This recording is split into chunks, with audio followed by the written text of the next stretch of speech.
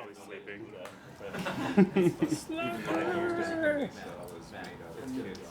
Okay, are you guys ready? Ready? All right, welcome back to Amnesia Fortnight 2014. So yeah, we're here making games for the next 2 weeks. Gonna be live streaming it. Eventually gonna be putting all these out and letting people play. What do you think about that, John? All right, we're in. I like that you brought apples. It's a very horse-friendly treat that you have for breakfast here. But yeah, let's do this. All right. So, welcome, guys. I'm super stoked to be working with you guys. All right. Another meeting in our marathon meeting day. I hope we have enough breaks in between to like refresh, but I know it's a lot. So today, I just wanted to kind of talk with everyone that's going to be really highly involved with the characters. What's going on with the horse right now? So I think the best bet is to take the unicorn combat model from Costume Quest and use that as the basis of the model, not the rig, because it's actually based on the old rigging system. I was just before the meeting trying to do this thing that the tech artists that used to work here had something called convert to rigs, which would try to take our old rig and convert it into the new rigging system, but it's just sitting there spinning its wheels, so I don't think that's going to work. So I'm going to have to do it the hard way and like bring it in and reference it and then make a new rig out of that. After that though, I'm just going to do a really quick skin on it. I'm not going to worry about anything about how it looks, especially just so Ray and Chris can get their hands on it to start getting some real animations done for it.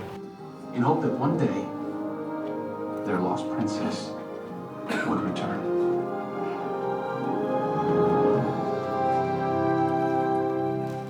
I brought in, or I have the HD version of Tangled, and I'd love to watch it during lunch because it's an awesome movie, and it's kind of the basis for a lot of the feel for the pitch that, you know, when I see this game in my head, it feels a lot like that movie. How detailed should we get with this, and what should the expectations be? When we were watching the movie, it's very stylized. The horse kind of can do some things that a horse doesn't necessarily do, but still, you still want it to feel like a horse to some degree. We could probably, get away with not having a lot of facial stuff, at least for the prototype. When you're in a calm zone, there's no enemies around or whatever, you know, having ears perked up and then potentially being able to put the ears back and have the face in some kind of snarl or something just fixed during a combat as being something. So like, when you did get a glimpse of that, you would get a sense that, oh yeah, he's like totally in the moment there. The unicorn's already got free rotating eyes, so we do eyes, eyelids, ears, nose flares, a mouth. And brows especially would be really good for that, especially if we move those eyes forward. Right.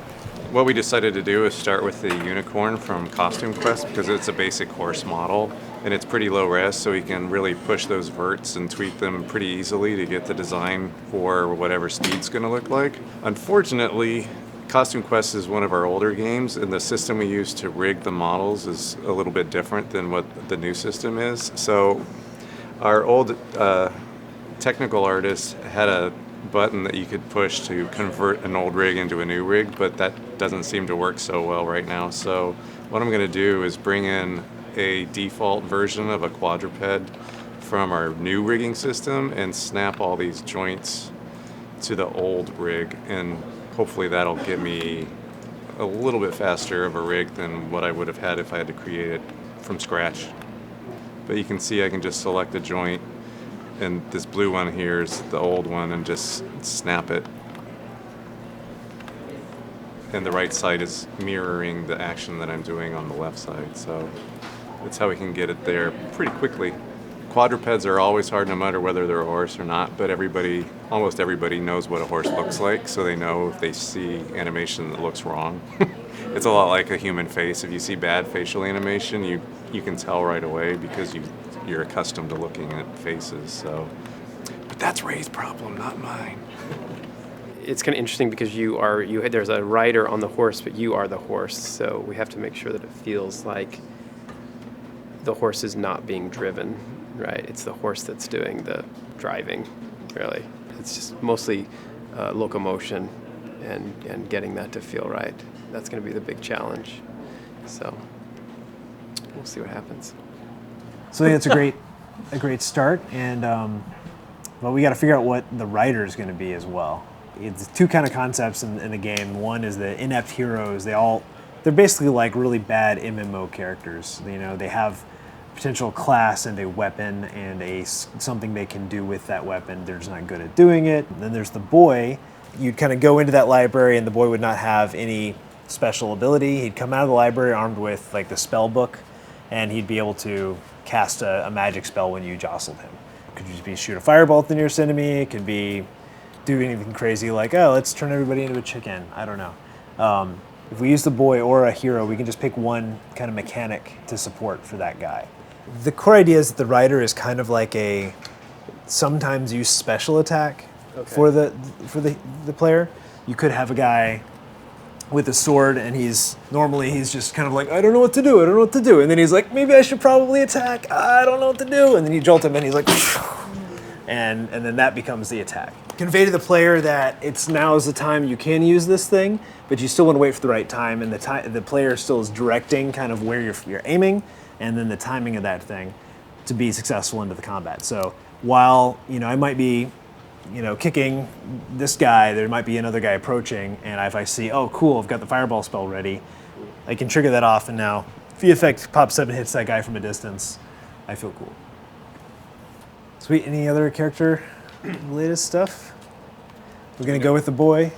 Could be a girl, might feel different. I was actually thinking that maybe the horse is a girl.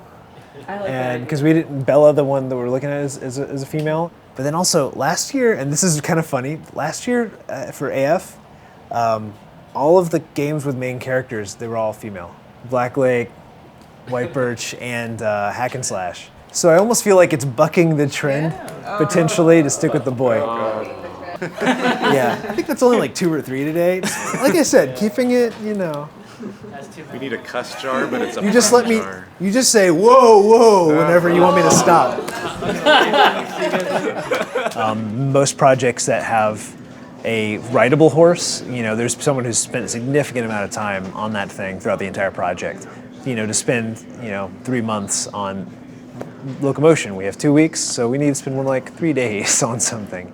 So it's a big challenge, but the good thing is that's the main animation challenge, and we have Ray and Chris are just off and running on that, and they've done some of this in the past and are up for it. So I think to them it's a good thing to tackle, and another really cool aspect of this project. Welcome to the team. So today I'd like to just basically start from what we know we're going to be doing already, which is that we know it's going to be an office. We know some of the elements that we'll have in terms of gameplay. Before we really start work on the assets, I would like to have a brainstorm meeting with you all, start work on everything. What else does the people's approval of your agriculture initiative depend on? If you decided to do for instance collectivization, because you see the angle for whatever reason that it's going to solve the problem of people's hunger. Mm-hmm. There are a lot of people who really didn't want to do that. Whether whatever merits collectivization may have had or not, there are people who really did not want to do it, and so you in order to get people to do it, you would release propaganda, and they would get it behind the idea. Right. If you don't, it's basically your means of communicating. Yeah. So I grew up in the USSR, and the games that have been about Russia, and especially with the Cold War, it has always come with this sort of funny caricature from an outsider's perspective.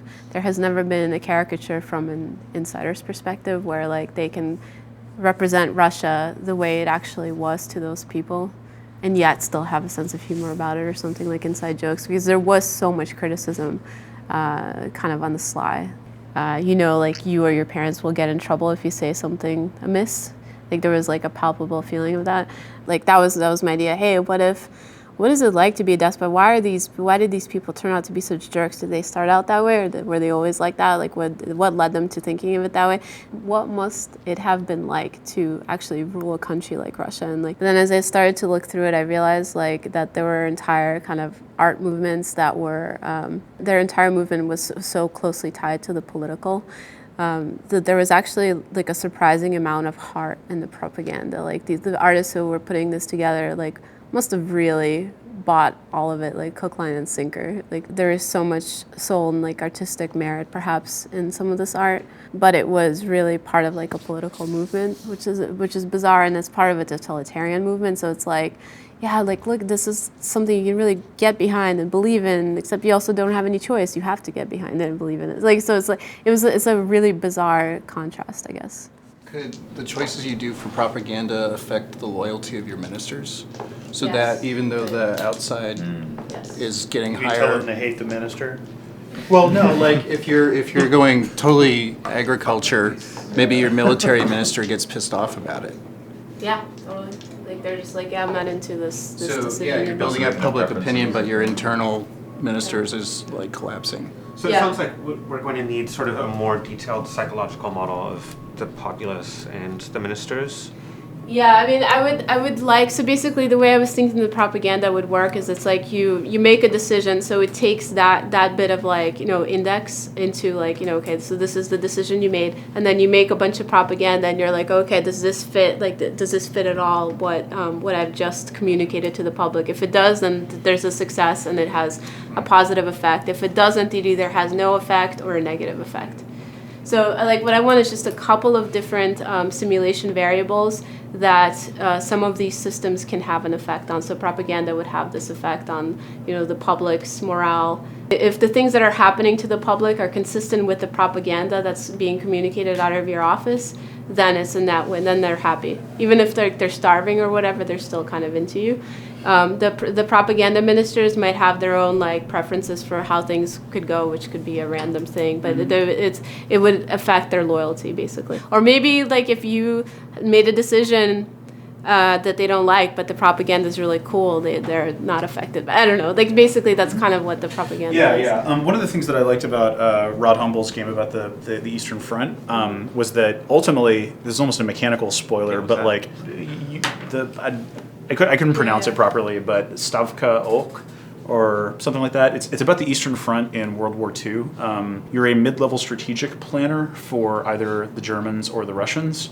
But the real game is not about just conquest. It's about your approval with the people, with your leader, Hitler or Stalin.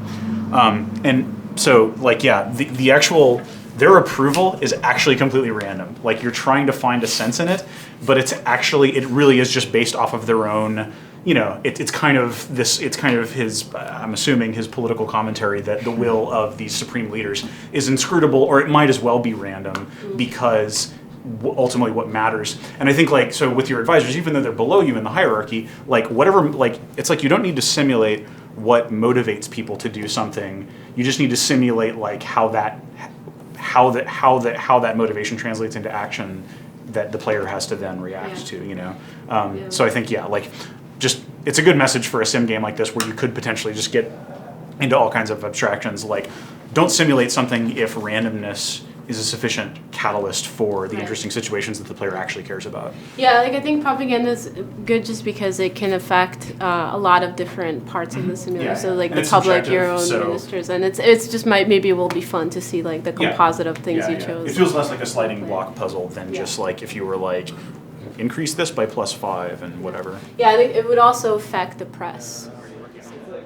I am just getting a version of the Office up and running in 2HP in our engine, and rather than design the room right now, I'm just taking the sketch I did for Anna's pitch video and implementing it in here. So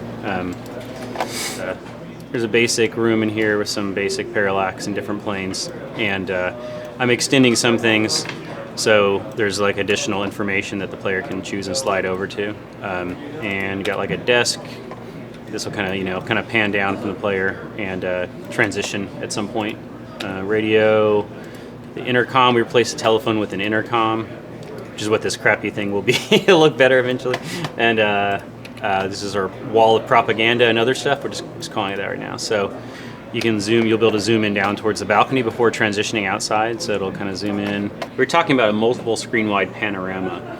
And this would change dynamically. And so some of the examples of things that could change would be like, you know, if we want to have this idea of technological progress, we could have planes in the background. Maybe in the later areas it'd be like rocket ships or missiles.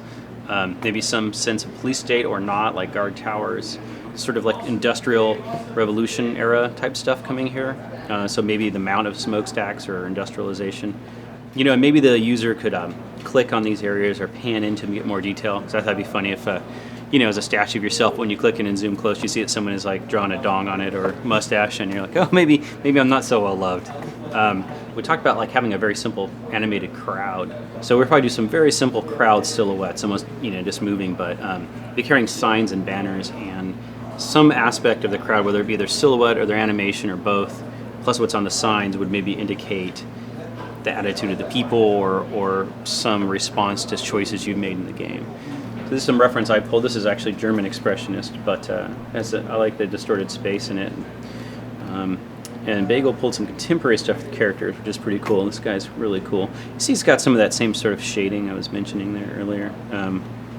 This stuff over here, some mysterious benefactor sent Anna a bunch of propaganda.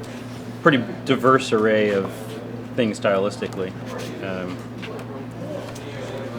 There's a lot of different takes on figures and space. Some of these are very constructivist, some of them more realist. Looking for some common elements we could maybe pull out. I don't know. I'm not really interested in imitating propaganda. I think anyone could just take propaganda posters and kind of throw their own characters in it, but I'm sort of looking at some of the things in it that are cool, some of the treatments of space and some of the limited palette. Some propaganda is like very clean, hard edge type stuff. And I usually instinctively avoid that unless it's something really critical to the game, because it tends to feel a little cold. And we are supposed to have some warmth in the game. There is supposed to be some humor, some human elements, so it also can kind of run towards like very graphic designy, flashy type of feel. That's a technical term, flashy, which is nothing wrong with, but I think it probably has been done to death, so. I'm trying to get the scenes up and running, and then probably move on to like figuring out all the different rooms and how that fits together. And yeah, that's kind of where we're at right now. Bad mustache. He has a hole in his heart. Boombox guy with this volume knob, which I think would be fun to be able to control with your finger in the game. If you got down next to him, you could actually like turn it up and turn it down, and that would affect, like if he was into it, if you turned it up, and if you turned it down, he'd start to hate you more, I think. Will he get mad if you change his channel or something? Yeah. I only listen to AM. Well, I was thinking about AM radio too, because right now it was just sort of, he would just have his own tunes playing on this cassette. But AM would be fun too. What's that? What happens if you put your finger through the hole? He'd probably like it. That's what my gut says. I think this bums him out most of the time, so if it's full... He's probably feels better. This guy's super bummed. I don't know, probably experts in the domain would quibble with my definitions of it, but natural language processing is specifically about taking English text and trying to derive semantic meaning from it, right? Trying to extract grammatically what the person is trying to say, and whether they're asking a question or making a statement, and whether it's about a specific topic, and whether they're expressing a positive view about something versus a negative view, all that kind of stuff. The whole thing that Penn wants to be able to do is you type in whatever you want to say to the guys and they respond back to you, right? And so that's actually super complicated. It's we have to have this vast library of responses for specific situations in order for it to be high quality.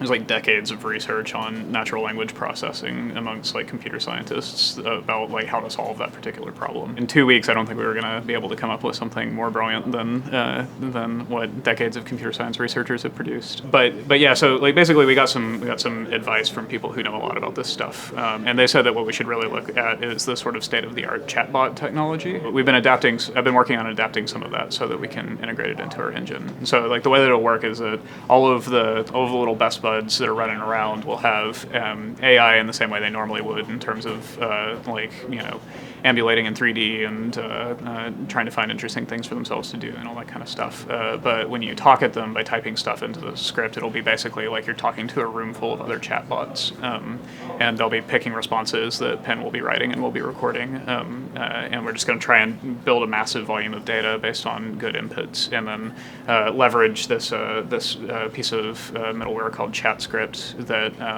handles all the sort of interpreting English and picking out the important keywords and finding the best matches of all of the lines that you've written to respond with and all that kind of stuff.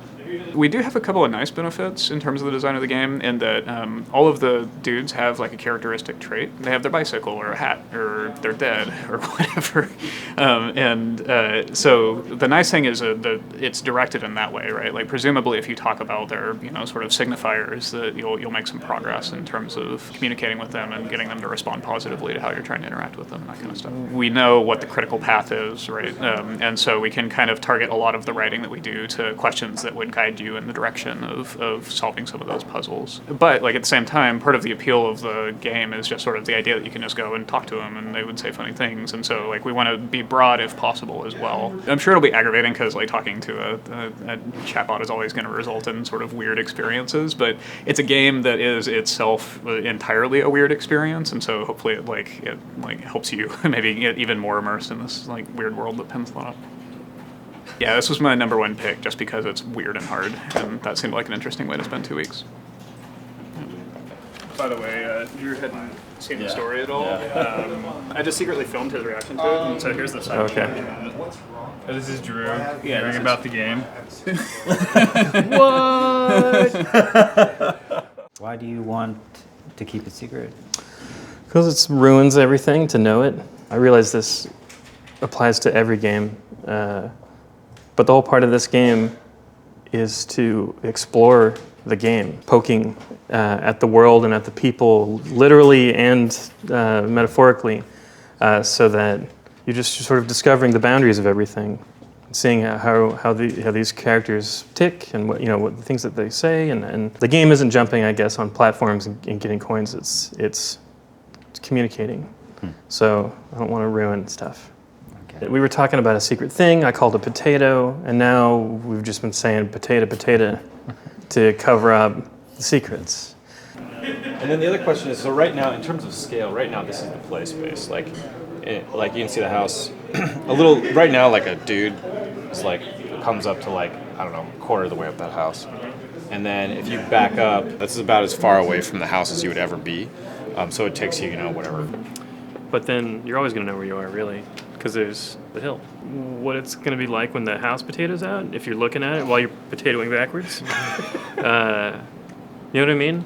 Oh, yeah. It's going to... Oh, yeah. Yeah, French fries. Yeah. That's going to inform when the house potatoes away. Yeah.